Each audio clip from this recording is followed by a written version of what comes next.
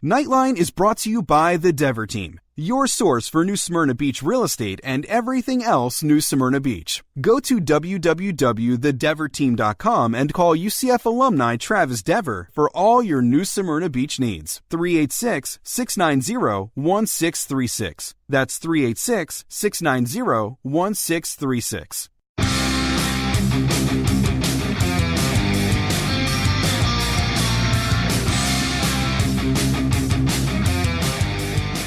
Welcome to UCF Knightline, your source for UCF sports and former player information.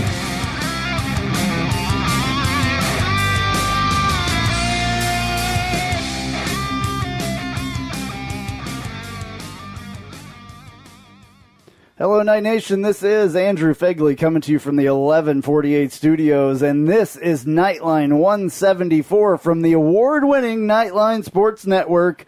Joining me as always, Trace Trylko. Hello, everyone. It was a big week for hating on UCF. We're sorting through a lot of the nonsense, and we're talking recruiting and more with Brandon Helwig of UCFsports.com. Plus, we hear from quarterback Teddy Bridgewater on what it's like to recover from a serious knee injury. That's a Knightline exclusive. Measuring the impact of college game day at UCF, and where's the New Year's Eve party in Phoenix? That's an Ask Knightline. But first.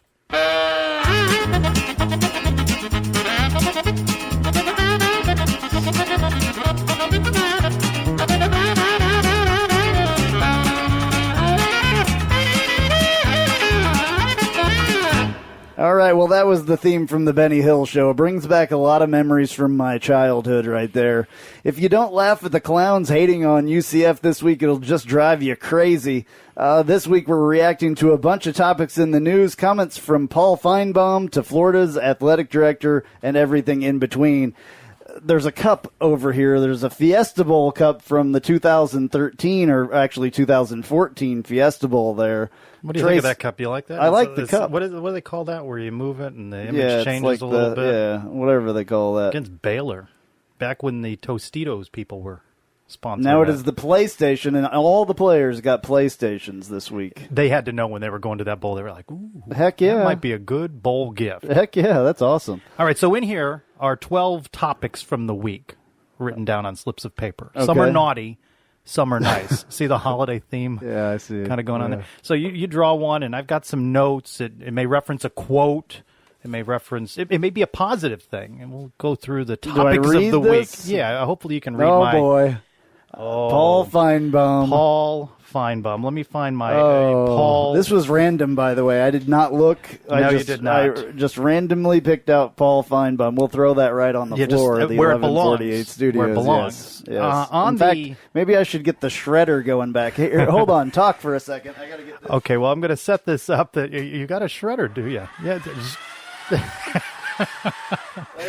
That's what I think of Paul Feinbaum right there. He was quoted on SEC Network this week as saying, quote, shouldn't the UCFs of the world be content that they are in a New Year's Six game? Boy, this guy is a piece of work. If I ever see this guy in person, I swear to God, I'm going to hit him. I'm going to. He's a piece of work. He's a piece of something else. Do you have the cow? Do you have the cow? The mooing from our friends over in Tampa that's appropriate? Yeah, some cow something or other. Yeah, something like that. Yeah. Yeah. What an arrogant nonsense that statement is. He's an arrogant nonsense. I mean, literally. Like, they cannot, though. I mean, we're in December. Remember, we were talking about this in January, February, March. Yeah, when would it ever stop? They cannot stop talking about UCF. UCF is good for business. It riles up their SEC fan base. They've been talking about this for more than 365 days. Yes. It's awesome. Yes. It's fine. I love it. We are in their heads like you would not believe. I mean, some of these publications, they do more UCF stories in these SEC websites than they cover more than half the teams in their league. And you can barely find anything on Vanderbilt or Ole Miss or some of these schools. We're on there every week. When we go out and pound LSU into submission, then they're going to really, what are they going to say then? They're going to come up with the next talking point. What is the next talking point? We could go through that list. They're going to claim a national championship again. If the stars don't align, you can't claim a national championship. But, I mean... What do you think Danny White will say into the camera? impromptu. Oh. What do you think he'll ad-lib after? I don't know. I mean, who knows? Back-to-back undefeated champs? Maybe. I mean, that's fair. Yeah. You can say that. Yeah. All right. You want me to pull out a... Yeah, go. Okay, Go for it. pull I'll it. hold on to the cup here. Oh, get ready for the shredder while I find boy. find the quote. Oh, boy. Mike Oresco. This is another one that's going in the shredder as soon as Tracy. No, you can put it right in the shredder. Can I put it in? Yeah, Okay. you can put it This is right the in sound shredder. of the shredder, folks. This is an impromptu sound effect. It's not a sound effect, though. No, this is actual sound. Yeah. Okay. That is actually my shredder working hard. It's going to start smoking here soon because I bet a lot of these we're going to put in the shredder. So 1 week ago in Orlando, following UCF's 56-41 victory, when he's doing the trophy presentation, he mentioned, "And on to the playoff," right? Remember that? And then he's speaking this week.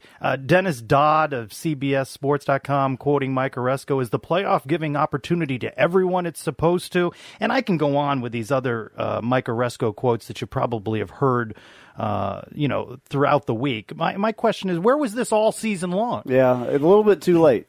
Go back. It was a Knightline. We had it on Knightline when the basketball championship was here in Orlando, and I sat down with Mike Oresco. And remember, I said, "Are you going to use it in your promotional materials? You're going to put it on your website?" Well, we'll look into that. Go on to the website. There's nothing touting UCF as a national champion. Yeah. Little too Johnny-come-lately Yeah. to this. I all I have to say about Mike Oresco is that if a contract that is not extremely substantial and makes it better for all of the American gets handed to us from whoever, if that does not happen and that is not extremely well, he needs to go. Like, whoever needs to fire him needs to fire him. They need to get rid of him. They need somebody like, imagine if Danny White was the commissioner of the American. I mean, we would be in the Power 6 by now. We would. It would be the actual Power 6 by now. Mike Oresco, I mean, this all came from the Big East. The American came from the Big East. The Big East was part of that crowd. How did Mike Oresco let them take us out of that crowd? That's quote. His first failure. Here's a quote of his. "Is Before half it of even college started. football precluded from playing in this playoff?" Oresco rhetorically asked. Is this a new thing? No. But why signed on to this college playoff invitational. He's just as big of the part of the problem as anybody else is. He makes these statements in a bit of a bubble, thinking that we won't remember when he said, "Everybody agreed to this. This is the system everybody agreed to." Well, it was a flawed system when it was agreed upon, and it's more flawed now. And I don't think he's speaking out about it enough now. Here's another quote. When you do what UCF has done," Oresco said, "you win 25 straight games, and unfortunately there's this perception of our conference that is just flat out wrong, like somehow we play JV football, which is ridiculous." Well, that's your job. It's true, but that is his job. It's his job to change done that something perception. about that. Yeah, his first failure was letting us fall out, letting the Big East fall out of that power, area. That was his first mistake. And just be glad, for many, many reasons, that UCF beat Memphis a week ago to claim back-to-back American championships. It was just a week ago. Yeah, seems like. Because a loss, and you're going to somewhere like the Birmingham Bowl. Yeah. Because the quality of bowls in this league. So those are my two things. I've been pretty clear about it as well as you. A substantial increase in the TV dollars and better bowls. And if he fails on those, then what's the point? Anybody could do this job. Yep. I wish I had more sound effects. I need some, like a pooping sound effect or something. All right, next. Next one here. Hopefully you can read my writing. I didn't think about your ability to read my handwriting. Okay. I don't know. But, KZ finishing 6th in the Heisman voting. Up 2 spots. This is one of the nicer things in this.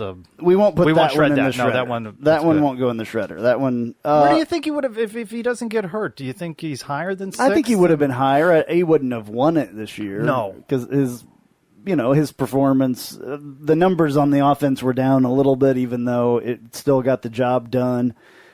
I think that he would have probably finished a little bit higher than that, and maybe even would have been invited there. Honestly, I would have loved to seen him, invited at least or whatever. There's still some awards though that are out there. There's Well, he still was the Americans Offensive Player of the Year. Yeah. He won that award. And there's still the one that he got last year, the Manning Award. So, I mean, it's possible he could still get that. But, everybody knows that it was a very unfortunate thing that happened to him. But hopefully, if and when he comes back, he'll be able to get up there in that talk again. So one of the more positive things. All right, here we go. Oh, this is also positive. So we don't have to turn the shredder on this. Did you hear Vern Lundquist's quote I this did not. week?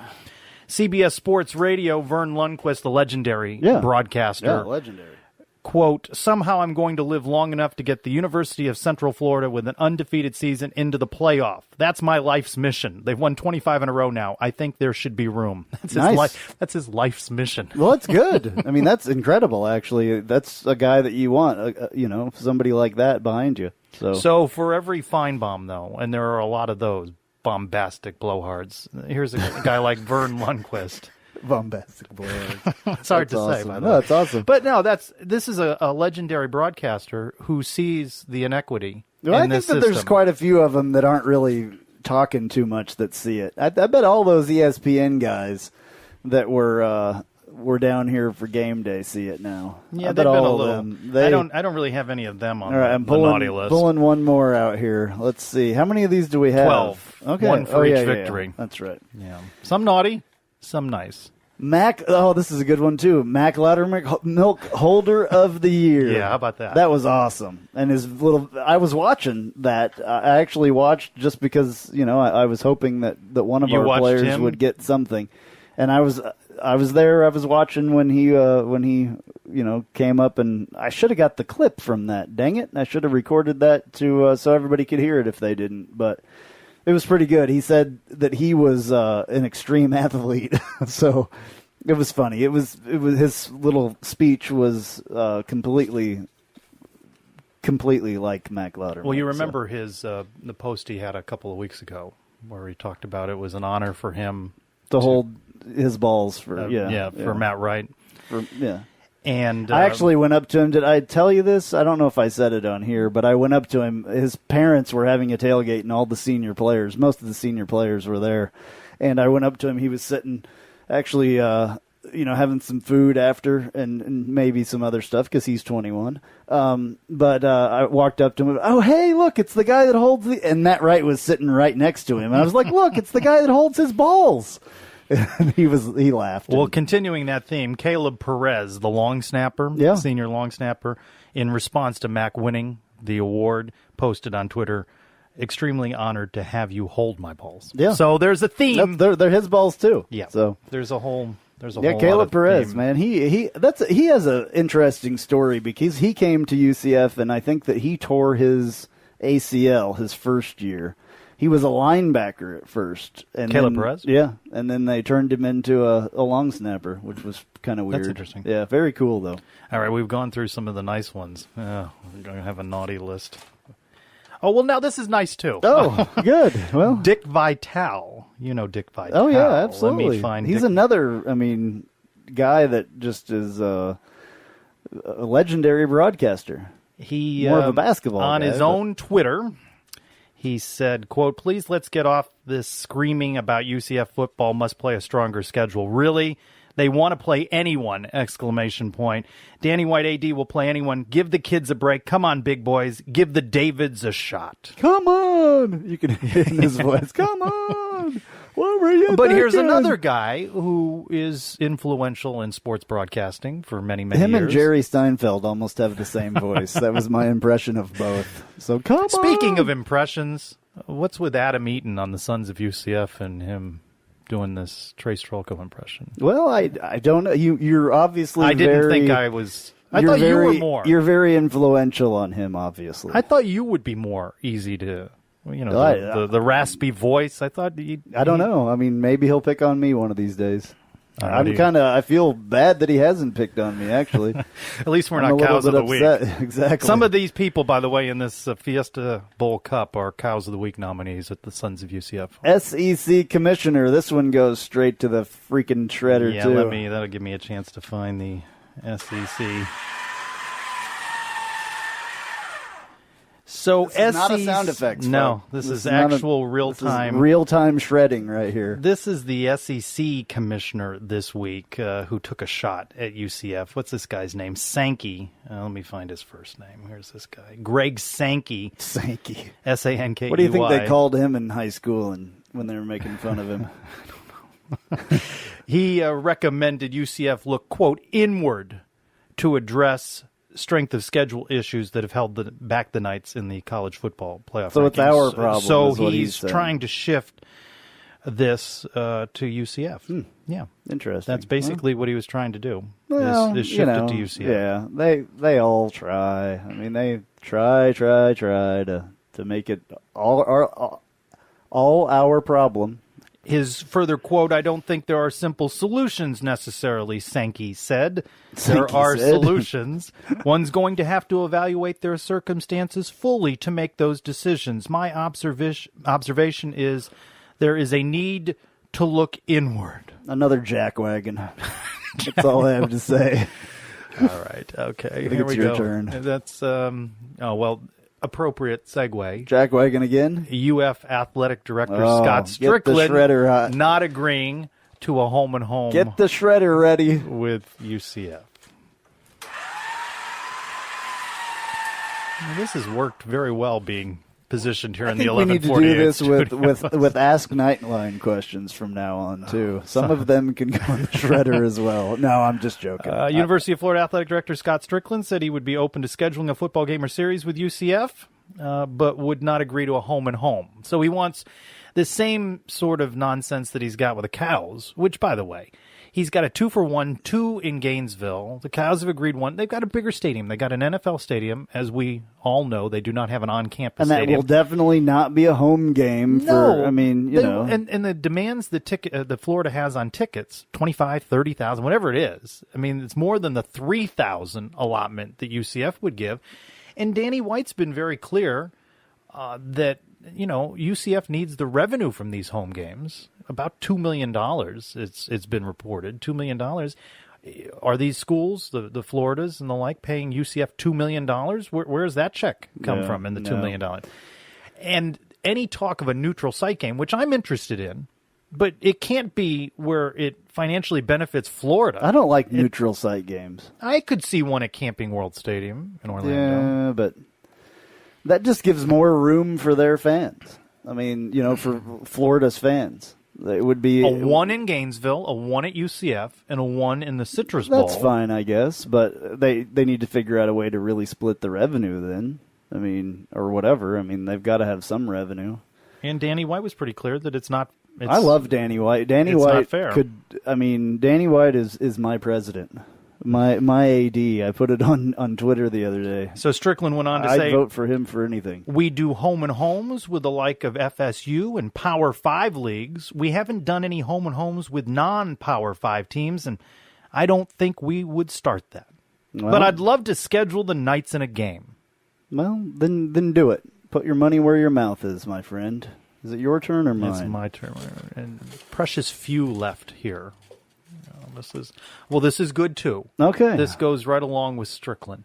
UF still has between 4,000 and 5,000 tickets remaining in its allotment to the Peach Bowl that it has not sold yet. Really? Yeah, because you know what? Even their fans are bored with playing Michigan again.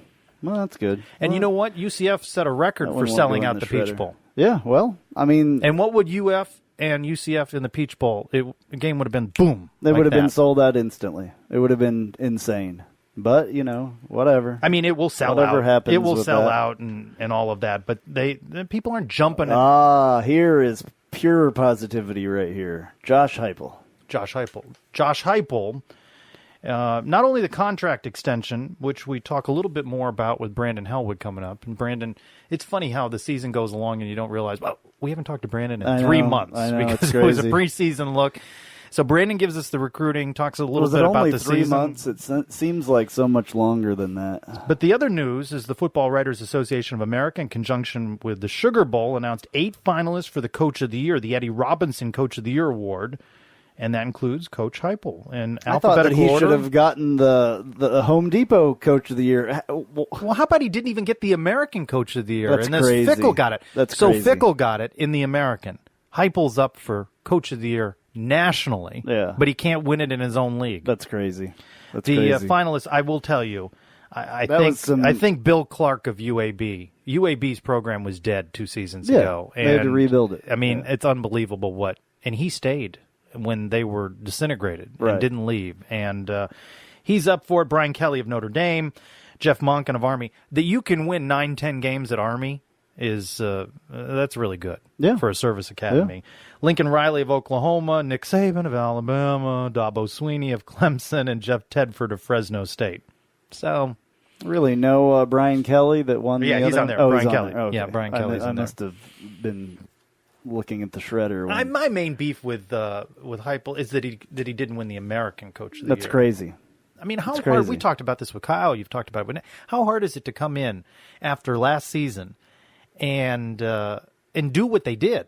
That's very hard to do. So he certainly deserves to be on a list of finalists. Now, absolutely debatable whether he should. I think the UAB guy's got a strong case to win it, but we'll see. I mean, I don't think Cincinnati was that far down for Fickle to get it. I don't think that they were that far. I think they did that great. It was something miraculous that he did. I think it's harder to stay on top than it is to climb from 3-4 wins like Cincinnati did. Yeah. Well, I mean, that was just re-inspiring the players. Is it my turn? Turn? I think it's yours. My turn. Okay, all right. There's just one more left. Talk about blowhards. This Tony Barnhart of, I don't even know who this guy is. Do you spend a lot of time watching the SEC network? Never heard of her. So, you know what? This one goes in tandem, so you can read this last one. This Dari Noka from ESPN. Sure. These are both shreddable right here. These are both shreddable. Fire up the shredder. I like this. This is going to be a new segment. I like this. This is a new segment. So ESPN's Dari Noka said, "Know what I'd like to see? UCF show us all the rejection letters and emails from major programs you've tried to schedule. Let us in on that, quote, scheduling challenges you've faced. They keep you out of the playoffs, so perhaps a little transparency can build sympathy." So this Tony Barnhart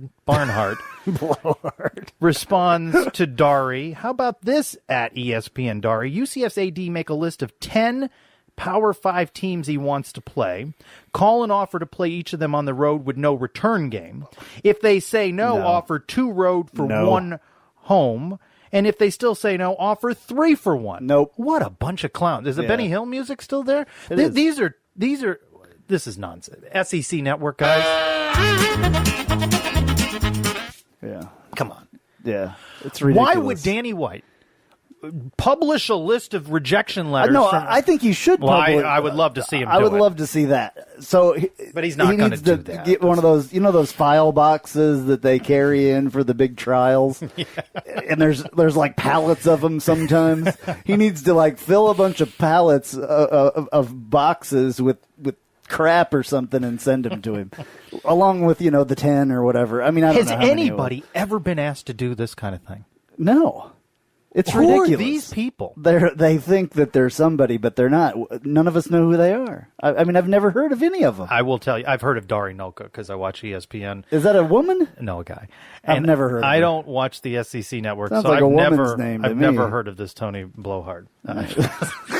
This person. What? I mean, come on. But it's insulting. It's insulting. It is. And this guy, Noka, forget this Barnhart. Noka's a journalist. I put in quotes, journalist on ESPN. This is not a journalistic thing to put on your Twitter. This is stupid. He's a commentator. He's not a journalist. Okay. Well, there were some nice things in there. And there's the Fiesta Bowl cup. That's nice. Is empty. There's that trophy. Yeah. Be nice to add another trophy. We're going to have 2 of those. Yeah. They're going to be side by side.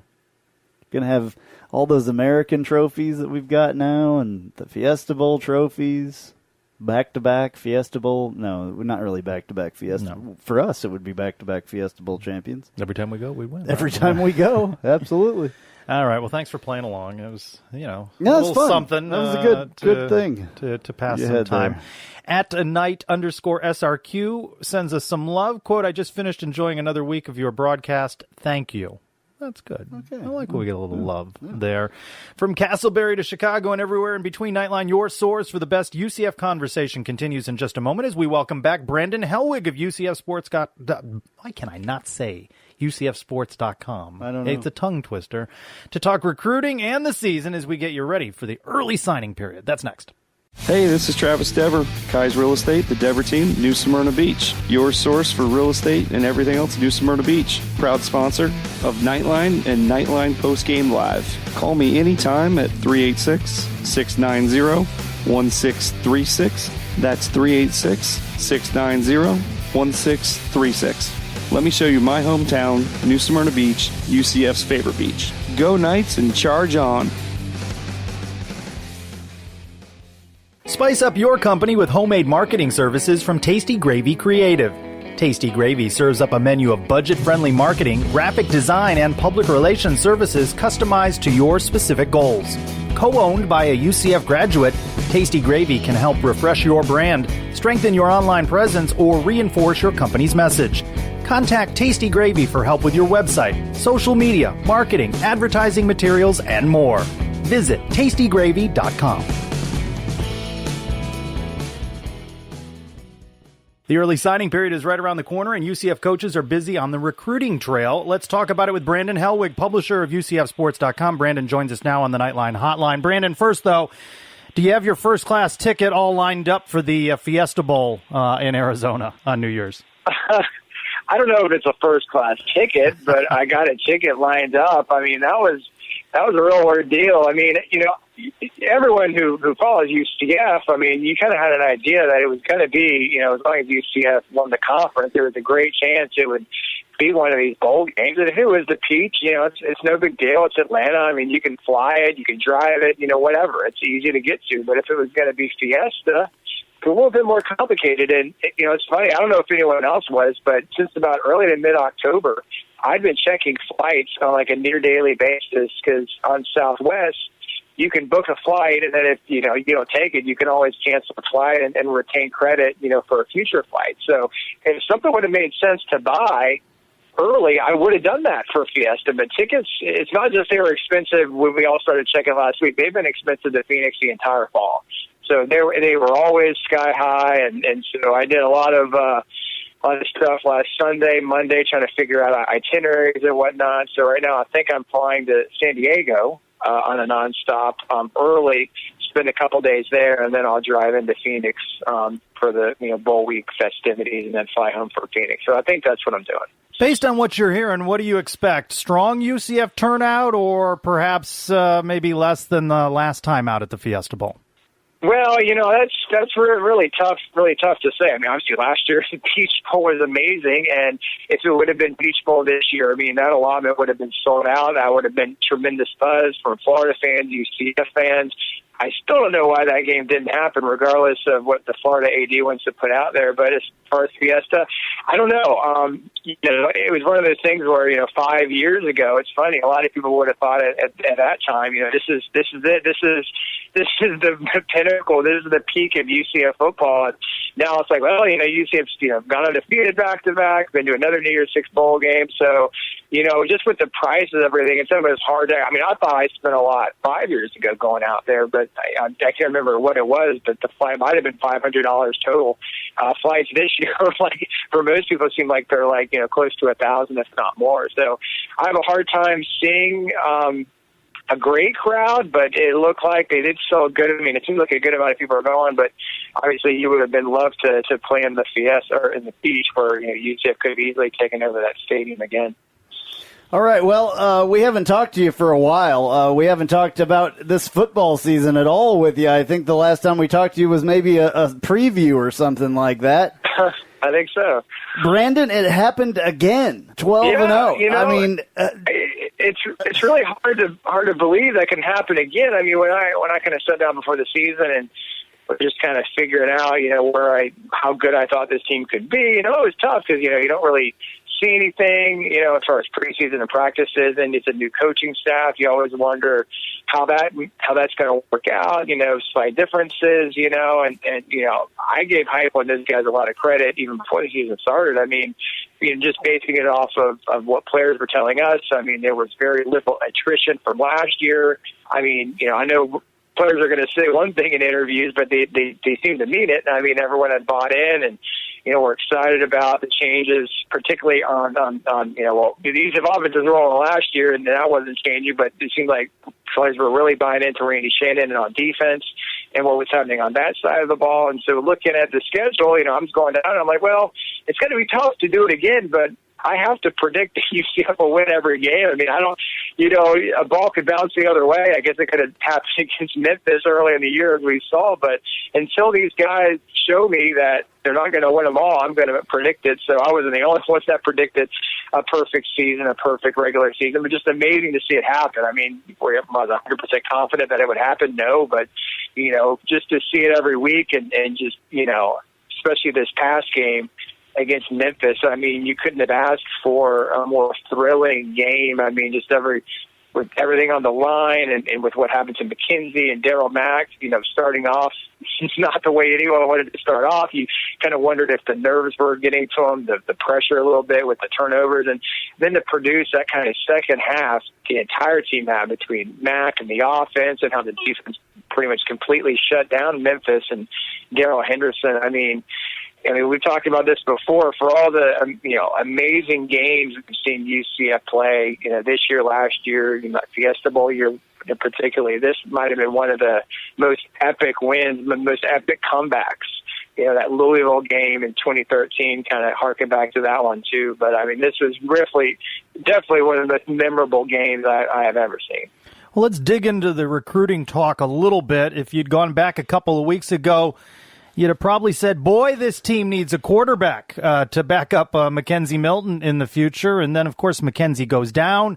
His status most certainly uncertain in 2019. Darryl Mack emerges. However, UCF still needs to ink a quarterback or two. What are you hearing? It's interesting how things can sometimes kind of change, based off of that Mackenzie Milton injury. I mean, going into, obviously the end of the season with McKenzie, like, well, he's coming back for his senior year. You need to build up depth. You need to have a guy ready to compete for the job in 2020. Of course, you're thinking in the back of your mind, you need somebody there if anything were to happen to McKenzie. And you didn't. The jury, in a lot of ways, was still out on Darryl Mack. I mean, you didn't have a huge sample size of in-game performance. I mean, we saw what he did in that East Carolina game. He managed the game well, but he wasn't really asked to throw a lot. I know his passing stats could have been better in that game as some receivers held on to the ball. But I mean, we didn't really know a lot about what he can do, and just I think a lot of the quarterback recruiting was somewhat based on let's set it up to have a good competition in 2020. And then what happens to McKenzie, it's maybe the thought process starts to change. He's not coming back in 2019. He's got a red shirt for sure. Obviously, we send our thoughts and prayers and well wishes that McKenzie makes a speedy recovery. But just you have to think about it from the football side of things, and that he's definitely going to have to spend this next season recuperating from everything. So then you kind of don't know what you got. You didn't really know a lot about Darryl Mack going into this Memphis game, and do you pursue a grad transfer?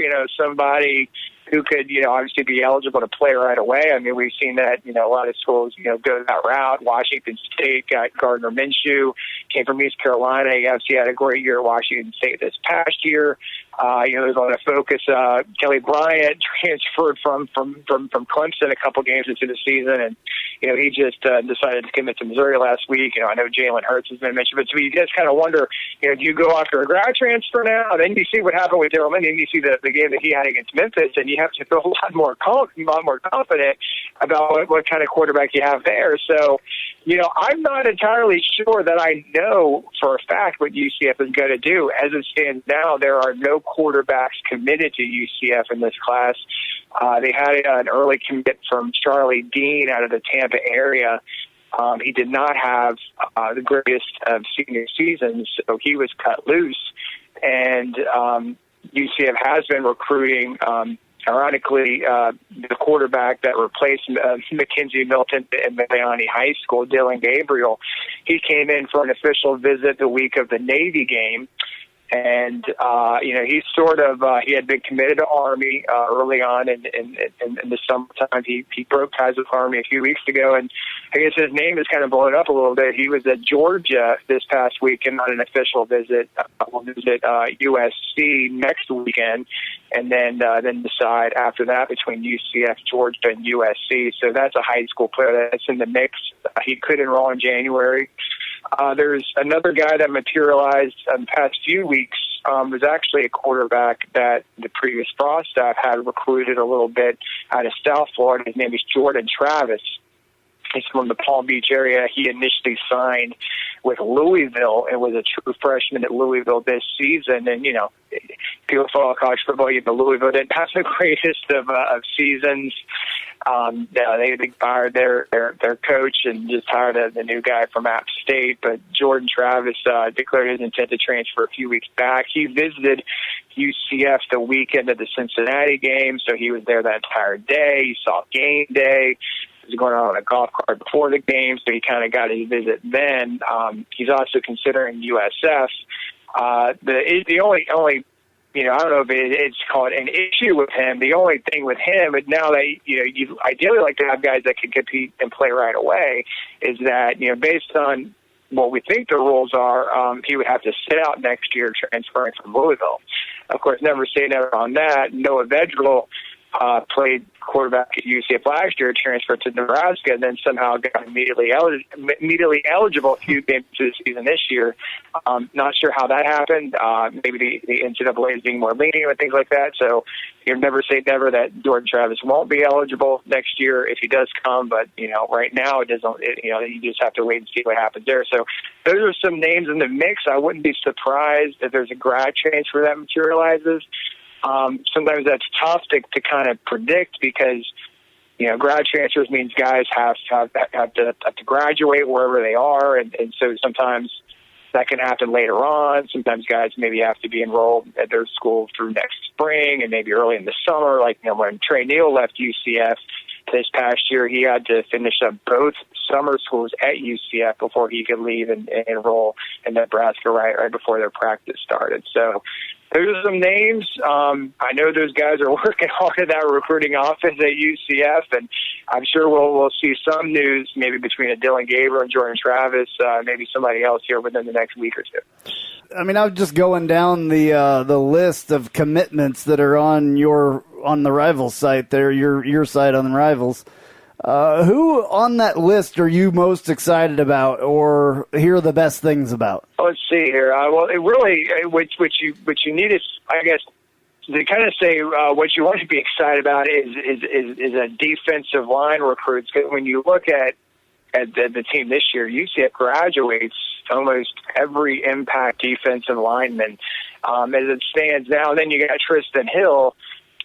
We'll see what happens with Tristan. I mean, he could be a guy that could potentially declare early to go to the NFL draft. So, you're losing guys like, Joey Connors and Titus Davis and AJ Wooten and a bunch of guys who played a lot of snaps for UCF this year. And honestly, is remarkable for how well they did with, not having a whole lot of experience. Some of those guys were, playing in roles they had never played in before. So that's really the biggest focus that, UCF has had in recruiting. I think they're going to continue to recruit players at that position. Raymond Cutts, when you talk about players maybe you're most excited about, he's a local guy from Jones High School.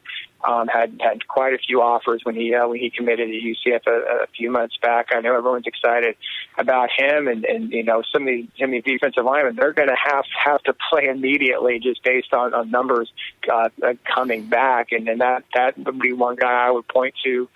I know they've gotten a few other commits of late. Jalen Pinckney was a former player at Vanderbilt, spent his freshman year there, and transferred to a junior college. There's some other defensive linemen as well, but those are the areas where if you're a defensive lineman, you've got a great chance to come in and play right away.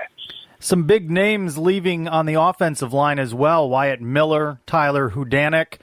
Talk about the priority on beefing up the line on the offensive side of the ball.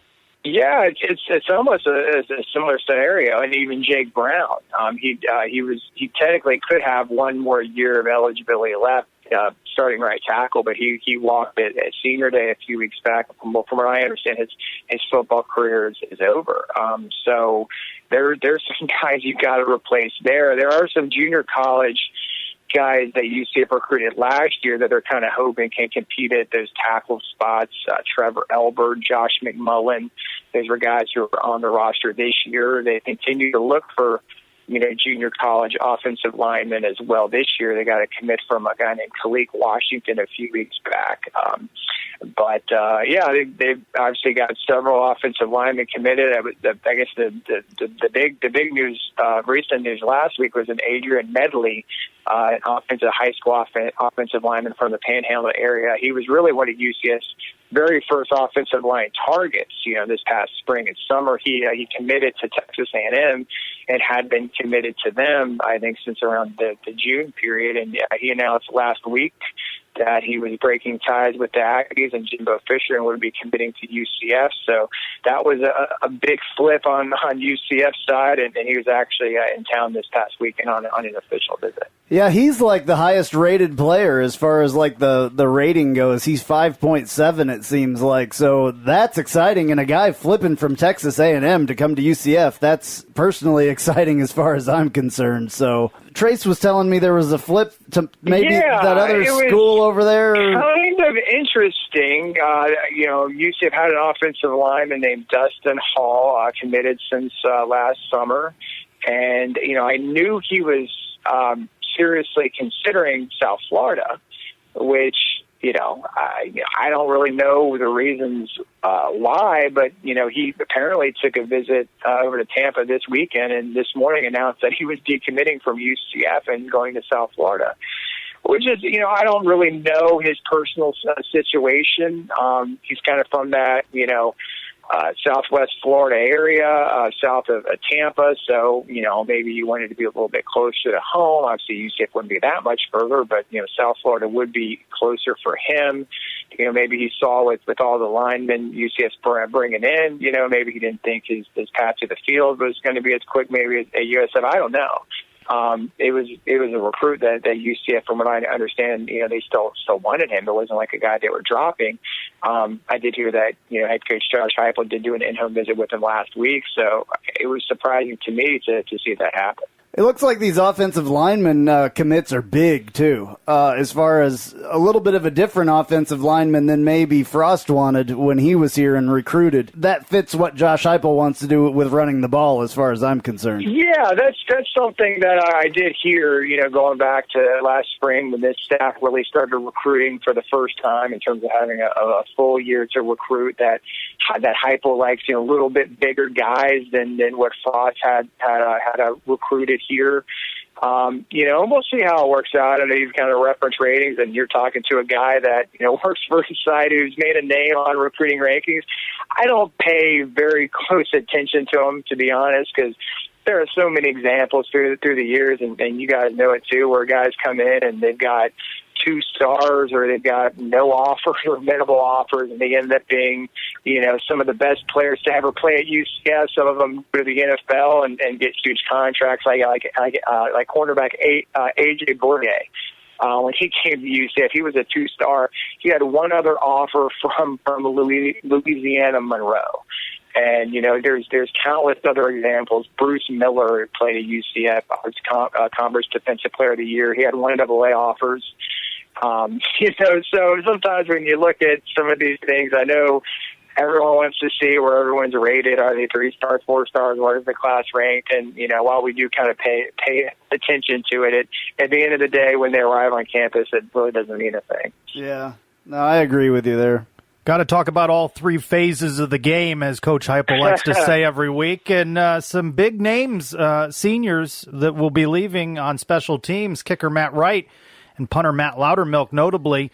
What do you think UCF does in that area? Yeah, that is a great question. Matt Wright, I mean, honestly, I think he has a great argument with the records he has. He is the greatest kicker in UCF history, and, following shortly after Sean Moffitt. It was a pretty good one a few years ago.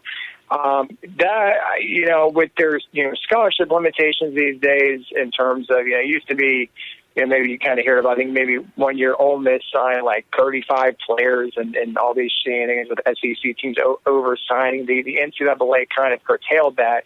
And now teams are pretty much limited to a 25 per year scholarship cap. So that makes it kind of tricky when you're trying to manage roster. You can have 85 guys on a total number of scholarships, but then when you have guys maybe leave, they go to the draft, they transfer, they flunk out, whatever happens, it's sometimes hard to kind of manage positions when you can only sign 25. So that's a question I have that I don't really know the answer to. Can UCF afford, will they have a scholarship available to give to a top high school kicker?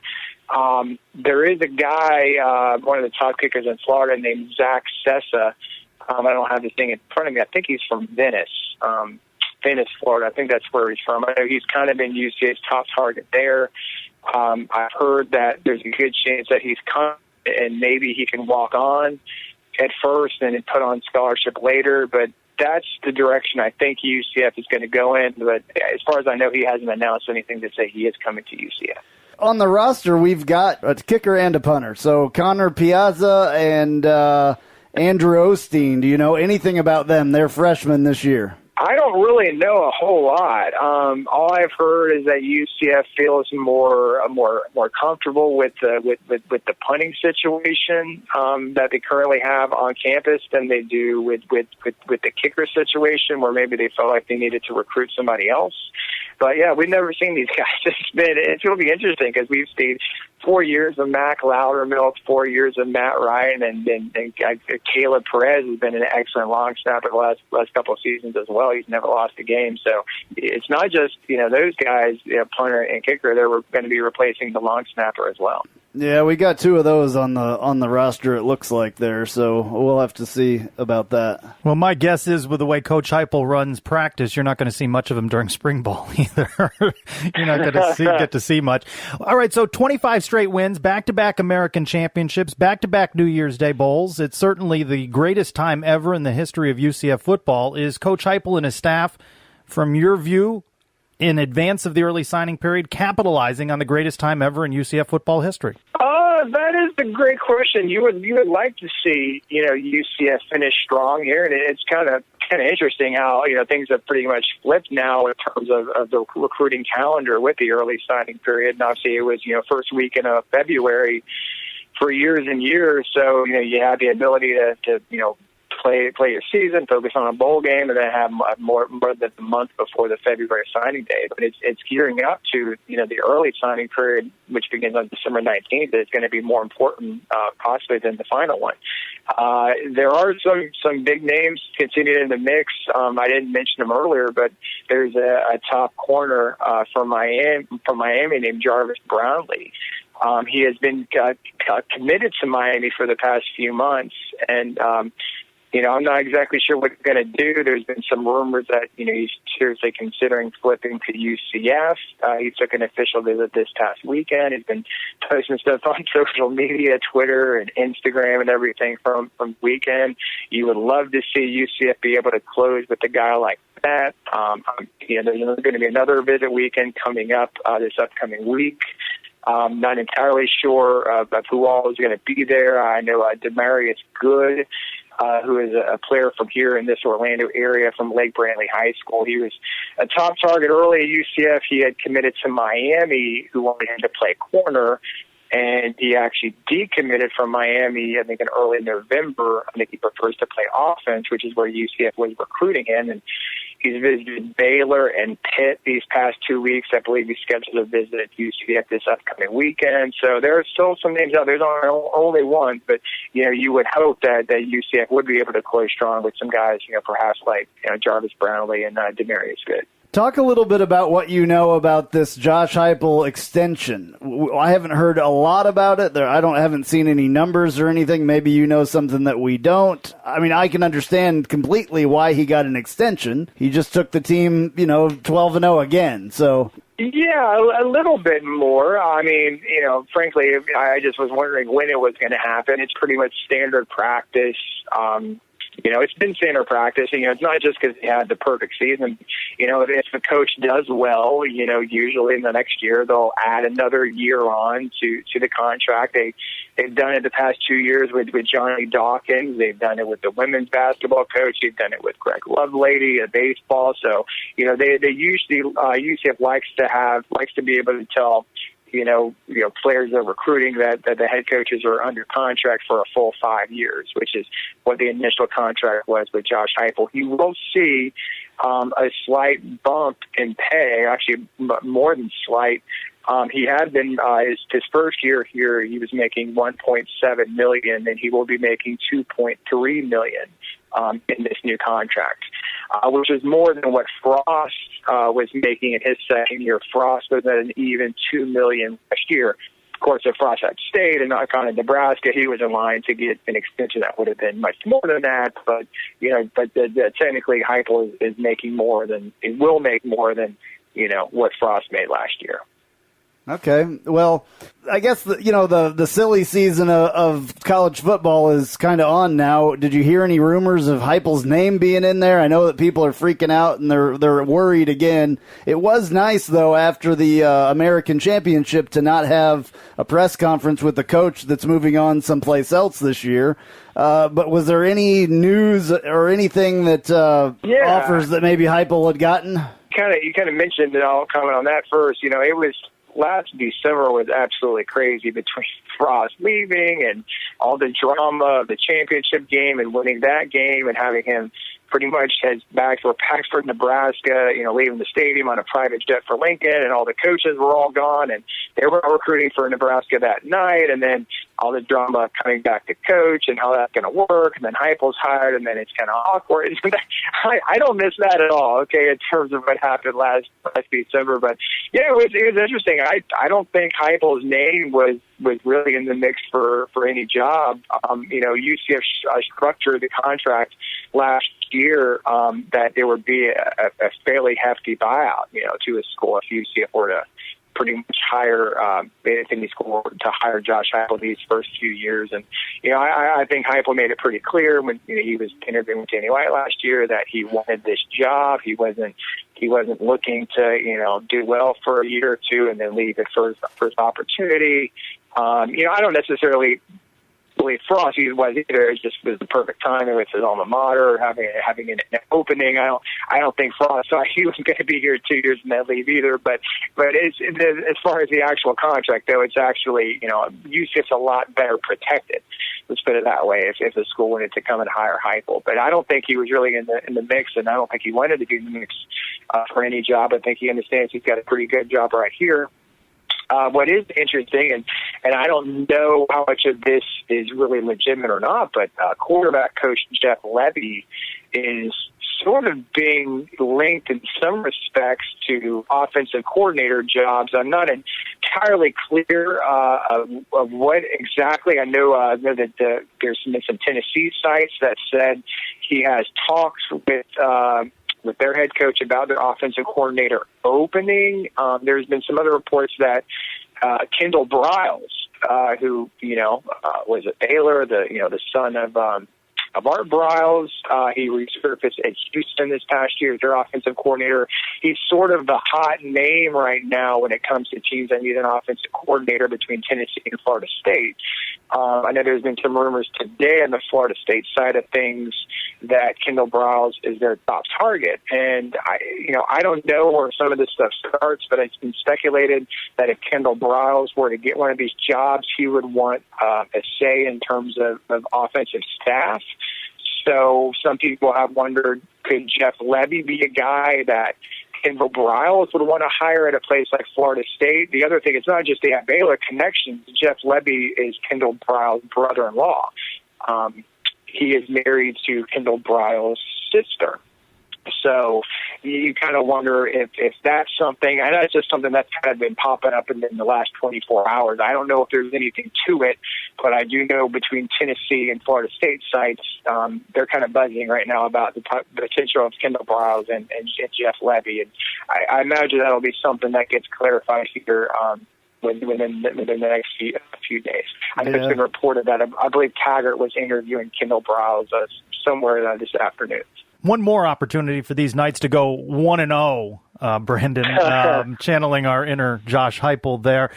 As you look back on the 2017 season, 2018 season, have you enjoyed one more than the other, or equal? You're just enjoying the 25-game ride? What are some just personal emotions that you felt covering both seasons back to back? I don't know if it's hard. It's kind of hard to say you enjoy one more than the other. I think this year, it's as far as we got into late into the season, it's been a little bit more fun just because of UCF having the Peach Bowl win under their belt and getting geared up. Not just for the games, but being geared up every week to see what the College Football Committee was going to do. Seeing with the talking heads on ESPN and some of those people within the national media that seemed like they were rooting for UCF each week. So just as the winning streak has kind of continued to roll, it's been more fun just kind of taking part and seeing what else was happening within the world of college football, and speculating if game day was going to come here and what that was going to be like and all that stuff. And I will say it's going to be, I think it's a lot more enjoyable for the fan base knowing that you've got a head coach went into this Fiesta Bowl against LSU. You've got a head coach that's fully committed. It's not one that's on the way out. And I remember you were there, Trace, last year with Beach Bowl. It was like you had Nebraska media all over the place in Atlanta, at all the press conferences, trying to take over and ask all these Nebraska questions, and it just was really, frankly, kind of annoying, and how that kind of overshadowed some things. And so I think it'll be a lot more enjoyable that won't be kind of looming over your shoulder like it was last year. All right, well, Brandon, thank you as always for coming on and talking to us. Tell everybody about your site and all that, just in case there's somebody that doesn't know where to find you. Yeah. Well, my site is UCFsports.com. It's part of the Rivals.com network. It's been around for about 20 years now, really, almost 20 years. It's where all the message boards are. There's, free boards. There's the premium board as well that I participate in called The Dungeon. As far as covering the team on a daily basis, recruiting, I do it all.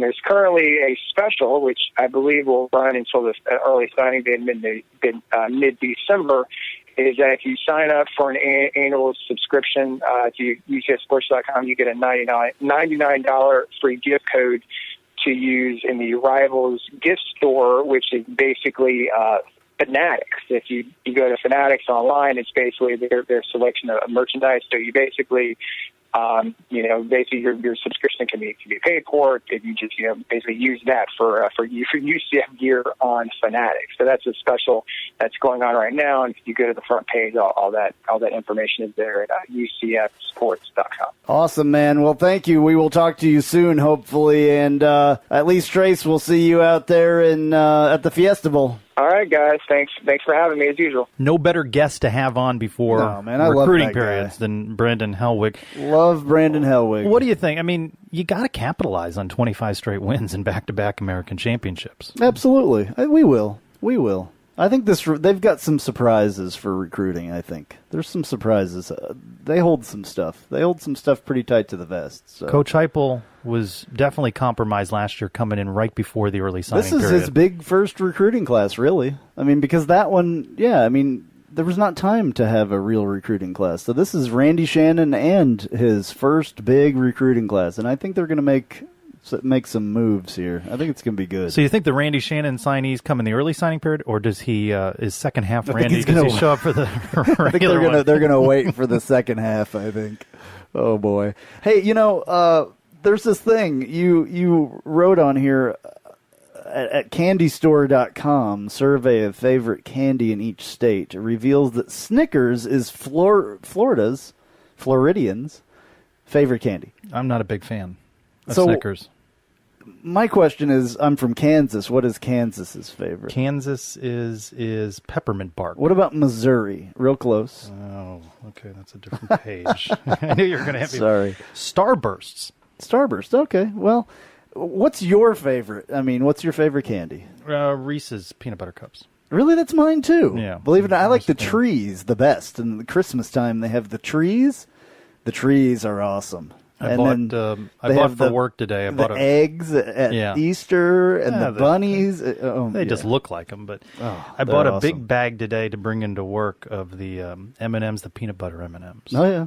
Not the peanut M&Ms, the peanut butter ones. I don't know if I've had the peanut butter ones. They're good. Oh, they're good? Okay. Yeah. Well, something that's kind of interesting, and I don't know if people know, and you're not going to like me for doing this, but I'm going to call you out. You collect something that has to do with candy. Right? Pez dispensers, which is Louisiana's favorite candy. It's not very good How candy. many Pez suspenders? How many Pez dispensers do you have? Too many? Well, that's not good enough. Thousands? Wow. It's a cheap hobby. They're like $1. They're like $1. Is there one that's like the prized one, or any of them like collectible things that would be worth money? I mean, like there's a Pez museum, I think. I've been. You've been there, okay. I've been to the one in California and the factory in Connecticut. Oh, wow. Yeah. Did you pick up things while you were there? I spent a little bit of money. Wow. Yeah. That's cool. How did you get involved in that? So you mentioned Jerry Seinfeld earlier. Right. Jerry Seinfeld's my favorite comedian. Seinfeld is my all-time favorite TV show, and there's a famous episode with a Pez dispenser, the Tweety Bird Pez dispenser. Do you have that one? I do. I do have that one. Awesome. And I saw that, and back then I wanted to go into journalism, and Kermit the Frog was my little journalism hero because he would always do reporting on the Muppet Show. We're learning all kinds of stuff. Kermit the Frog was a day in the life of Trace. My first Pez dispenser. Oh wow, cool, very cool. I never liked the candy. But... No, I'm not big on the candy. Yeah. But it is Louisiana. That's boy, they got some odd. Their second favorite Do choice was reindeer corn. What is that? I know. Is that candy corn? I guess I don't know. All right. Well, that was interesting. You got another state? This is. Let's see what Hawaii is. Let's see if Hawaii is on that list. Oh no, Hawaii's. Oh, no, hold on. Hawaii Starburst. Really? Huh, I don't know if I believe this list. It's candy.com. Is that what I said? It's candystore.com. What about Arizona? Arizona. Hold on. You got to go back to the A's. I got to go back a page. Arizona is Reese's Cup Minis. Oh, interesting. Do you like what I've done with the place, by the way? I've put up a little bit of my memorabilia, finally. Yeah, 5 years in. Yeah, a little bit of my memorabilia in the 1148 studios today. Some stuff that, like, I forgot about this little T-shirt. I don't even know what it is. I don't remember that. It was something that Bright House gave out. It was a UCF jersey with the number 1 on it. It was like a little towel to wash your windows or something. I don't know what it was, but that's up. And then my UCF sword, my Charge On sword up there. I like and it. then I like the motif. Back behind, we've got this little rollout thing that said Go Knights on one side and Charge On the other side. And then this poster over here. Well, now why this poster? Well, this poster is the biggest one, and this was the only one that I didn't want, that I wasn't worried about punching holes in. It might become a dartboard, actually. I like the poster. It happens to be the 2015 poster. I don't think that's a good one. Which was a horrible year, obviously, in our history, but it's a large one. It has a beautiful view of Bright House Networks, or it's a beautiful at picture. the time it was Bright House Network Stadium. Now it's Furman. Spectrum Stadium. Yeah. Furman. Yeah. That was the last time we were back-to-back champs, by the way. Before that season. Why did that season just go to hell? I don't know. We were back-to-back conference champions going into that season. Yeah, so it's still a nice poster, but it was the only one that I really wanted to put thumbtacks into. Mm-hmm. So, and I have darts, so I could use it as a dartboard. You don't need to dart up your walls. Yeah, well, maybe we'll draw. I'm sitting right there, too. That's Where are the you? best part. Oh, you moved. That's right. You used to be in that lower section, right? Yeah, I was in fact, and the other thing I put up here is my patch, my season ticket patch that they gave us back in the day. They gave us the little, it looked like the patch, the Unite patch. I don't know, I'll have to pick up my microphone here so I can look, but What year was this? I don't know. Oh, Unite and Get the Patch. This was the first game, I think. This was a ticket to, what was it? CSU. So is that CSU? CSU. That was Charleston State or something like that. I don't know. CSU. What year? What year is that? I don't. Oh, 11. This was in 11. So CSU. I think it was Charleston Southern. Charleston Southern. That's what it was. Was that who it was? Yeah, Charleston Southern. But anyway, that was what the tickets looked like that year. So that's up on the wall over here too. Beat Charleston Southern 62-0. Yeah, that was a good one. That so was I have 5-7 year. I have 2011. my ticket from that over here. So there's a lot more. I was going through my stuff today. There's so much stuff. I just don't have room for it here in the 1148 God, I remember studios. the 2011 now. I remember going down to Miami for the FIU game, Yeah. and we lost to FIU. Oh, yeah. All right, well, we don't need to bring up all this stuff. Just, I think you need a different poster. well, That's a I great mean, poster, but it's a bad year. Maybe we should. I mean, we could. I don't know. It was a nice poster. I don't know. We'll have to get Gotten more. us way off track. All right, so next, another only on Knightline exclusive. We hear from NFL quarterback Teddy Bridgewater on coming back from a serious knee injury. You've heard us talk about the great food at our good friend Kyle Israel's restaurant, The Little Greek Fresh Grill. The Little Greek now has franchises available. Please call 407-697-2272. That's 407-697-2272 to see what The Little Greek can do for you. Also, check out The Little Greek's newest location at 6536 Old Brick Road in Windermere, Florida. The Little Greek Fresh Grill. Fresh, flavorful, fabulous.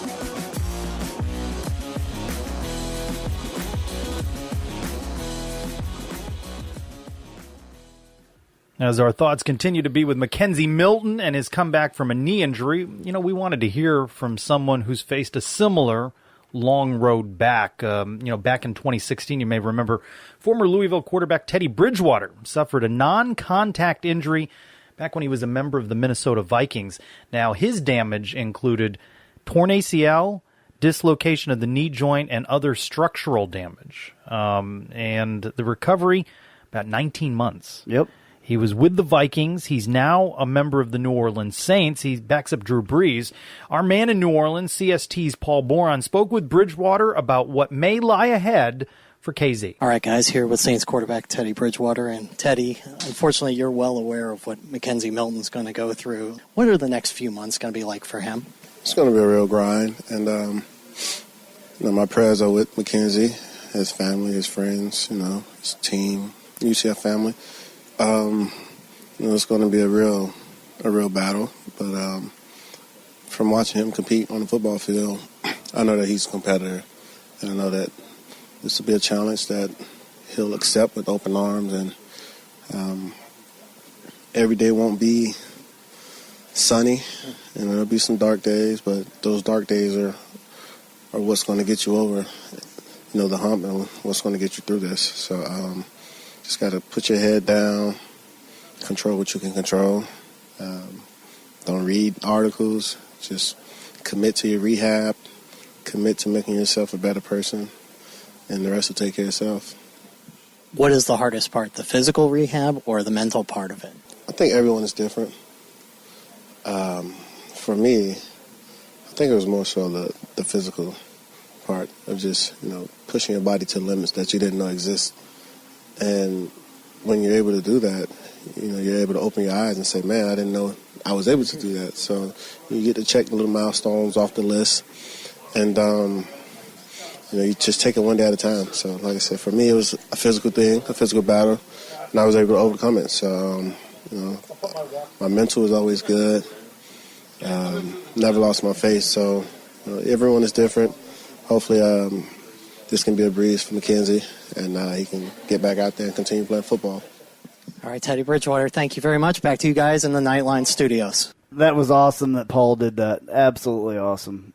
I love that we have a little reporter there in New Orleans. I love it.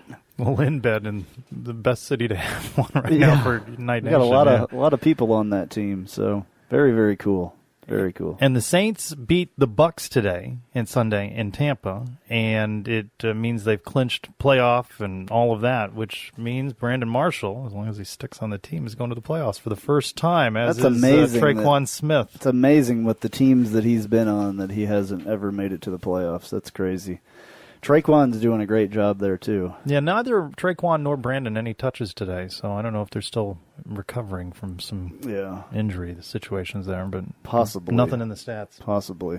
All right, so Knights in the NFL. Brashad Perryman, 2 catches for 81 yards in Cleveland, and Jordan Akins, 2 catches for 40 yards in Houston. Jordan Akins, I think, personally, has been the surprise out of all that to me, of going to the NFL and really making, he was a good player in college, but wasn't a great player. So he's just surprised me. They use him all the time there in Houston. So remember, he's an older guy. He's more experienced, That's true. More mature. It's true. Who would you expect from the 2018 team to get a look in the NFL come draft day? Well, I think that there's going to be a couple players that maybe. I don't know. I think that there's some players that are coming out and a little early, and if that stays the course, if my prediction is right, I think that Neville Clark will go to the NFL this year. That's kind of been rumored, and I think that he'll get a good look, personally. And he may be a guy that does quite well in the NFL. And then, of course, with the Alliance League, we already know there's 8-9 former UCF players on the Orlando Apollos, and now Justin Holman's with the Atlanta team. So some of those guys may decide to play in the Alliance League and step up to the NFL. Not pro, but William Stanback, a former Knight at one point, had a really great year in the CFL. Really ran hard. I think I posted a highlight thing that he posted on our Facebook page. I'm proud of him. He really did it this year in the CFL. Did a very, very good job. Still the same guy, running people over and all that, but props to him for this year in the CFL. Running people over. Yeah, definitely. Did a very good job, and he's on his way back up. Absolutely. Speaking of good job, men's hoops rebounds. Sound from Saturday's win in a moment. Knightline, you got to check us out at knightlinesports.com. You still making T-shirts? Yeah, absolutely. I mean, I've been making quite a few recently, and there's still time to get your T-shirts in for Christmas. Stocking your stuffers. T-shirt orders. Yeah, it'd be perfect. Great to take with you when you pack your suitcase. If I was a Knightline listener, I would want a shirt. Great to take with you to Arizona? Yeah, absolutely. I'd love to see a Knightline shirt on the big screen or on TV. That would be awesome. This segment is brought to you by Scouted, the app where athletes of all ages get exposed, discovered, and recruited. Download for free on the Apple Store or Google Play and get discovered today.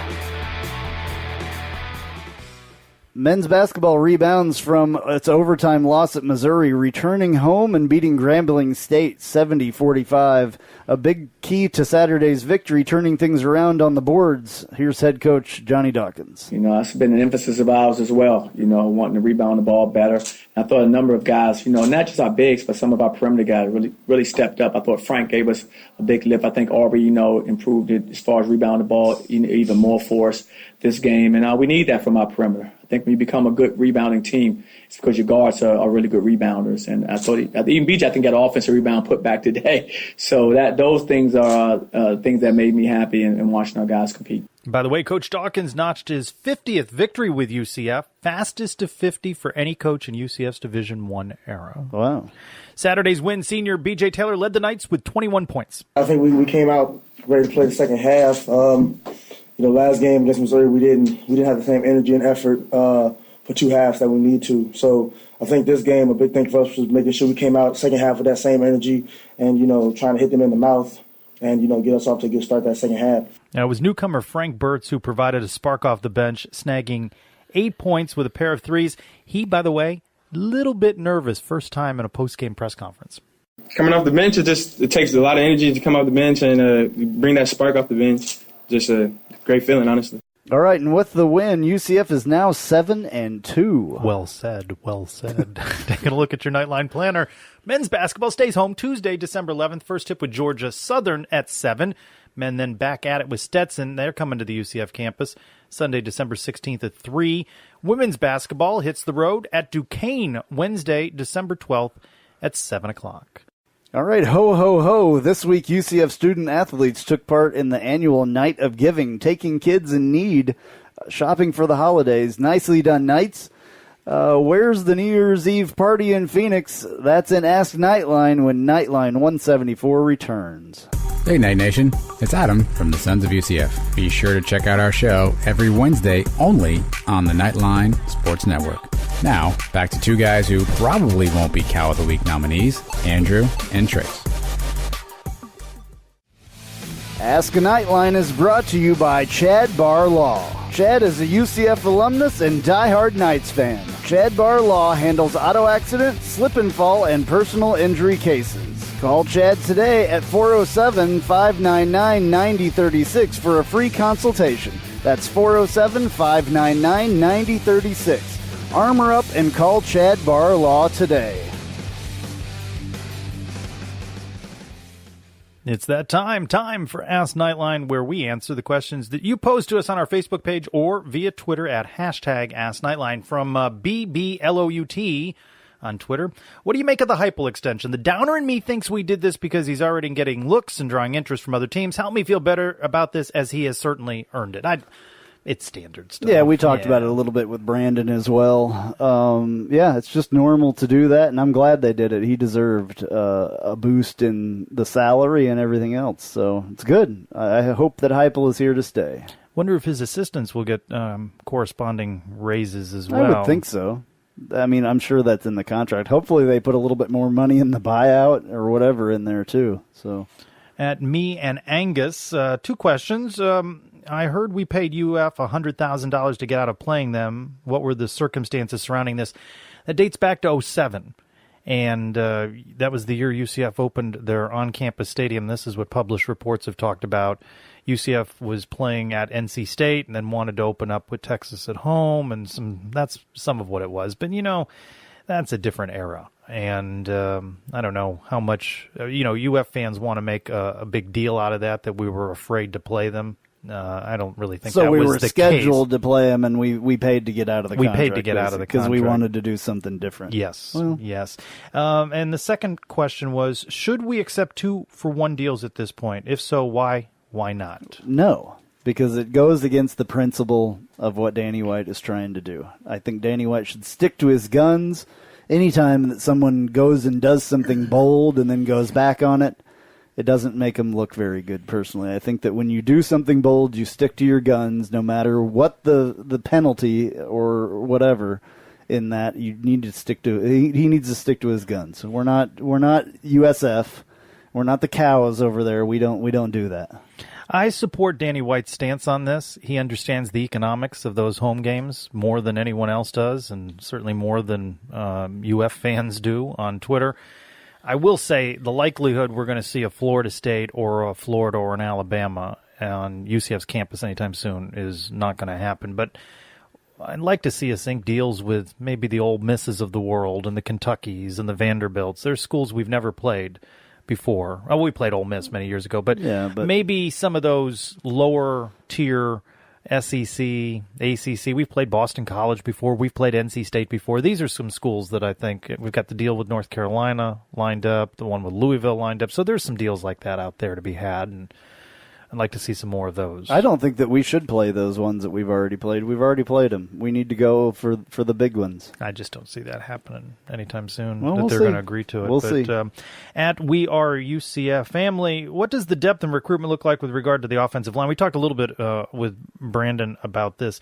They've been a big part of the offense's success over the past 2 seasons. Boy, you can say that again. 13 sacks in 2017, I believe 14 sacks in 2018. That's pretty good. But you remember when Coach Heupel came in, I don't think that yeah, I mean, I'm sorry, I'm interrupt. Personally, I don't think that stat is nearly as big as having a 1,000-yard rusher this year. That's where the offensive line really comes in, I mean, yes, sacks. I mean, yes, we don't have a lot of sacks because our quarterbacks run. It's a run option, so they have the option to run. That's one of the reasons why we don't have a lot of sacks. The offensive line, yes, they're doing a great job when they're in the pocket, but the biggest job that this offensive line has done is get us a 1,000-yard rusher. That is not possible unless you have an extreme offensive line. That's where they really did the job. Go ahead. Sorry. It'd be interesting to see because when Coach Heupel came in, he had limited time. But remember, he really went after offensive linemen and a lot of junior college guys in his first recruiting class, that early signing period, and then the traditional signing period. As Brandon alluded to, maybe some greater needs on the defensive line. But as you're looking at Brandon's site, UCFsports.com, and the Rivals pages, you see a lot of big guys on both sides, both lines. Yeah, extremely big. Different type of offensive lineman and defensive lineman than that Frost recruited. So, and if you look at the offenses that Josh Heupel has been involved in, and you look at the running that's involved in Josh Heupel's offense, you need those big offensive linemen and defensive linemen to stop the run. It's all about running and stopping the run. This is much more of I've been saying this for a long time. This offense, and Frost's was run-based. All of it's run-based. You do everything based on the run. The passing comes after you establish the run. Some seniors that UCF's losing on offensive line that you know very well: Wyatt Miller, Tyler Hudanik, Luke Palmer, Bailey Grenier. These are some names that need to be replaced on the line. On the offensive side of the ball, defensive names, boy, Titus Davis, A.J. Wooten, Joey Connors. I mean, yeah, some big names, Pat Jasinski as well. And I think that you're going to see those offensive linemen more this year that Heupel recruited as junior college players, since they have 2 years to play. You didn't see them. You saw them a little bit this year, but you're going to see them a lot more next year. So those guys still have 1 season to play. So anytime you get junior college players, I mean, I love them because they're ready to play. They should be able to completely play, even though they don't all the time, but they at least have 2 years, and they're definitely ready to play in that second year. Should have grouped these together, but I'll go back to this at Oldenite_2, asking about the 2-for-1s. Any schools you make an exception for and agree to the 2-for-1? Any school? Well, I mean, if you have to for those big schools, I mean, if would you have change? Would you agree for a 2-for-1 with the one being on the UCF campus, not at a neutral site with Florida? One of them has to be at the UCF campus. It has to. There's no question about that. So you're willing to make exceptions on the 1-for-1? If one of them's a neutral site. I mean, I guess if one of them's 2-for-1 site, the 2-for-1. 2 in Tuscaloosa, 1 at UCF. You agree? I would rather that second one be neutral, but if it takes 2-for-1, I guess. I mean, for those teams, I guess if that's what it takes, we have to play those teams. We need to play those teams. We need to play Florida. We need to play Florida State. We need to play Alabama.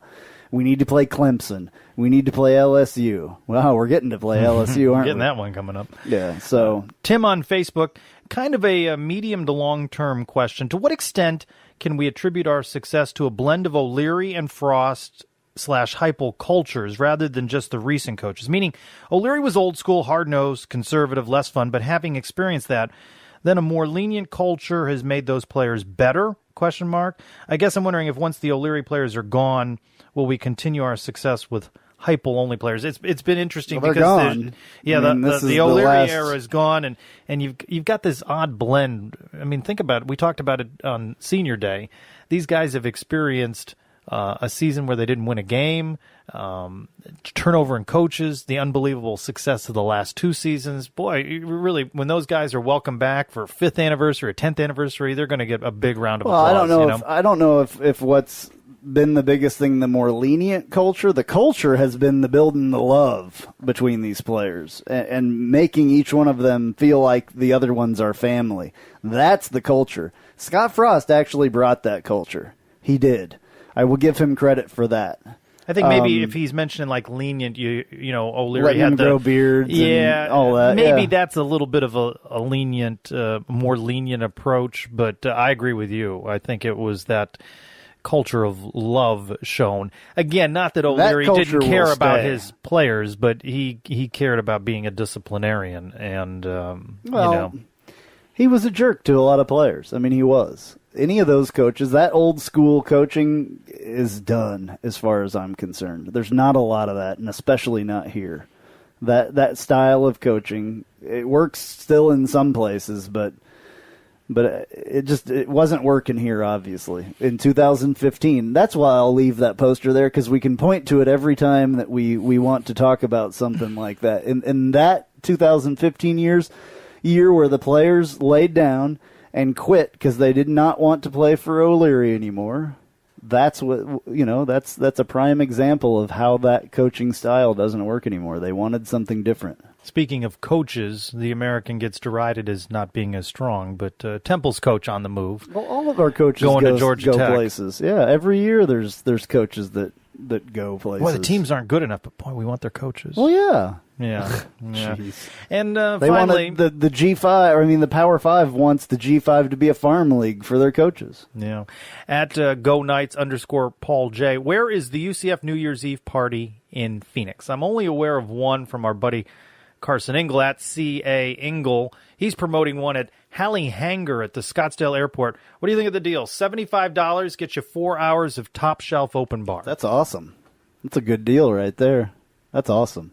Very cool. So ring in the new year if you're going to be there. Obviously, there's going to be all sorts of other parties, but if you're looking for a lot of Knight fans, just go to Carson Engel's Twitter handle at CAINGLE. We appreciate your questions each week, the variety.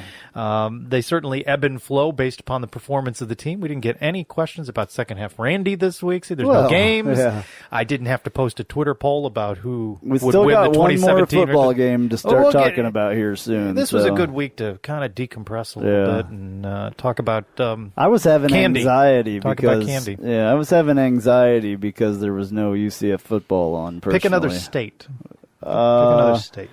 Alaska. Hershey Kisses. Oh, okay. That's number one. They're good frozen, I guess. How about Idaho? Page Random. 2. M&M's. Montana. Change page. Montana. Reese's Pieces. Okay. Let's see. What else? Maine. Maine. Remember the Maine. Is Maine M-E or M-A? What's Maine? M-A. M-A? Massachusetts? What's Massachusetts? Isn't that Massachusetts M-A? Oh, Maine is M-E, yes. I thought Candy canes. I thought you meant by the way that it was spelled. Candy canes. Candy their top canes. holiday candy is candy canes. Oh, okay. Any others before we go to news and notes? If there's something exciting in there. Ohio likes Pez, too. Oh, well, that's interesting. What's this reindeer corn? I don't understand this reindeer corn. Is that just candy corn? I guess. I have New Mexico likes Pez. Okay. New York likes Snickers. I don't like Snickers or Milky Ways. I like Milky Ways better than Snickers. What's the difference between the two of them? Milky Way doesn't have any peanuts or anything in it. Milky Way is just like nougat and caramel. What's nougat? I don't know. I like asking you questions that you don't know. I don't know. It's some kind of chocolate stuff. It's good. I like nougat. I'll look at that as you roll the music. Okay. And now, news and notes from the world of UCF sports.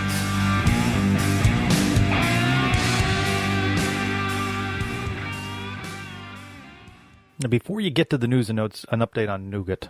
Nougat is not nugget. Nougat.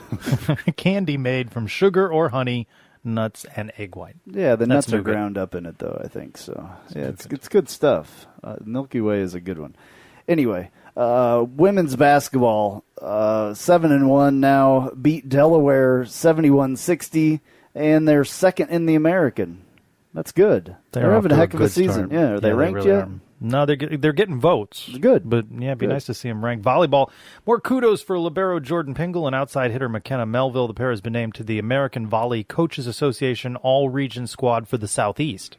Softball releases its 2019 schedule. The highlights, 51 games, 33 home games, 5 tournaments. UCF, which finished 34-22 last season, faces 12 opponents that made the NCAA postseason in 2018. UCF's 18th season begins February 7th with Ole Miss at the UCF softball complex. The weekend Friends of Jacqueline tournament also includes Minnesota, Ohio State, George Mason, and North Florida. Men's soccer, 5 nights named to the all-region squad by the United Soccer coaches. Cal Jennings, Yanni Sorokin, Luis Perez, and Yannick Hotel named All-East Region First Team. Freshman Giannis Learman named to the third team. And more accolades, Cal and Lewis were named to the United Soccer Coaches All-American teams. Cal on first team, Lewis on third team. Baseball head coach Greg Lovelady topped baseball's American list of top 10 coaches under 40. Lovelady, entering his third season, is the fastest coach to 75 wins in UCF history. His career record is 199 and 99 in 5 seasons, managing between UCF and Wright State, including 3 NCAA tournament appearances. Remember that game day from just a couple of weeks back? How valuable was it to UCF's brand? Research released by UCF's Associate Vice President of Communications and Marketing shows UCF's academic website had more than 80,000 visits during the week leading up to game day. That's more than visited during the entire month of November in 2017. They did that in 1 week. Wow. Yeah. Here's a couple others. UCF's Facebook page topped more than 4 million impressions. Twitter nearly 700,000. Instagram nearly 300,000. All adds up to the equivalent of nearly $8 million in paid advertising exposure. This is just the academic sites. This is not the athletic social media and website. But look at that exposure. That's kids all across the country. People, what's UCF? Where is this? Remember that great commercial for 48 hours that show palm trees and sunny skies? Yep. What a lot of exposure that was. Our student body's about to get a lot bigger.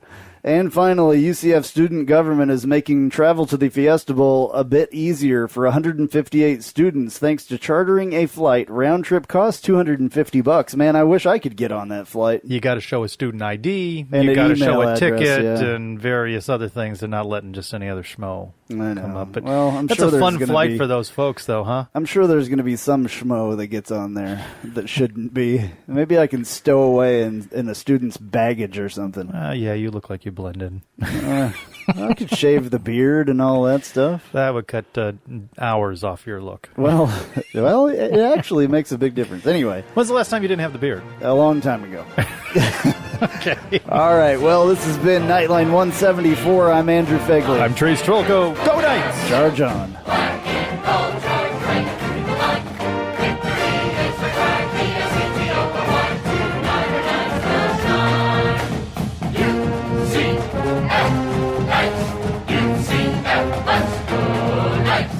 UCF, charge on to the field. With our spirits, we'll never yield. Black and gold charge right through the line. Victory is our cry. B-S-E-T-O-R-Y. Tonight our knights will shine.